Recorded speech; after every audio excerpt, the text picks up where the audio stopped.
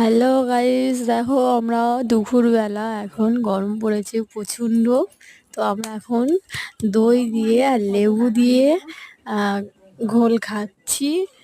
তো কে কে গরমে দইয়ের ঘোল খেতে ভালোবাসো আমাকে কমেন্টে জানাবে। তো গাইস, আমি জানি আমি সবার মতো হয়তো ভালো ভিডিও করতে পারি না, যেটুকু পারি একা একা করি, কারণ আমার ভিডিও ধরার কেউ থাকে না।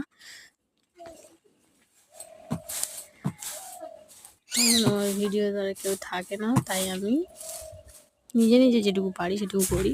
সবার হয়তো ভালো লাগে না, তাই আমাকে লাইক লাইক কমেন্ট কেউ করে না, আমি দেখেছি।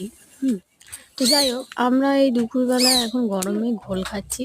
আমার বর কাজে যাবে, তো ঘোলটা বানানোর কথা আমাদের কালকে, তো আজকে আমি বানিয়েছি। কালকে ভালো লাগছিল না।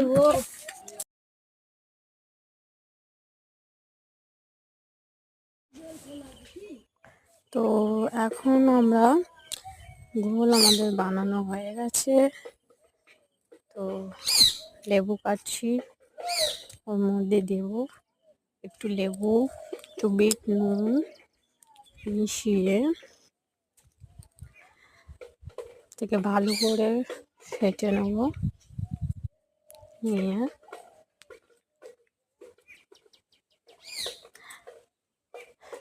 দেখো বিট নুন দিচ্ছি।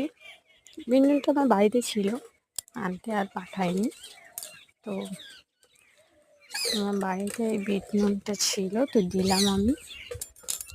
আমার বাড়িতে সবসময় থাকে বিট নেবো, কারণ আমি কিছু কিছু সময় ফুচকা বানিয়ে খাই, চায়না করে খাই, তো লাগে, তাই থাকে আমার বাড়িতে।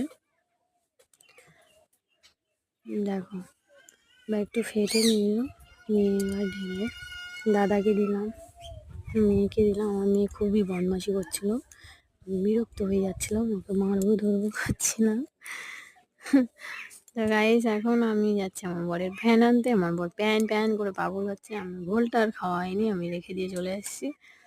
তো প্যান পাতে যাচ্ছি। ওই দেখো প্যান বেড়ে নিলাম। আমাদের এখানে ভিউজটা তোমাদেরকে এর আগে দেখিয়েছি কি আমার মনে পড়ছে না, কিন্তু দেখো আমাদের এই বাড়ি, তো আমাদের এই আম গাছ, আমাদের আম গাছে আম আছে। আমি এখন এসে প্যানটা দিয়ে ঘোলটা খাচ্ছি। তো খাওয়া হয়ে গেছে, বাইরে এসেছি। আমার মেয়ে বদমাশি করছিল, বলছে আম দেখাও আম দেখাও, তো আম দেখালাম। আমার মেয়ে যে ভ্যানের উপর বসে, আমাদের আমার বর কাজে যাচ্ছে। আমাদের কালু বেটা, মানে আমাদের বাড়িতে আমাদের কুকুর আছে, তো আমাদের বলা হয়নি ওই কালু বেটা। তারপরে এই আমার দিদি শাশুড়ি ওরাই খাচ্ছে। গাইস টাটা, আর দেখা হচ্ছে।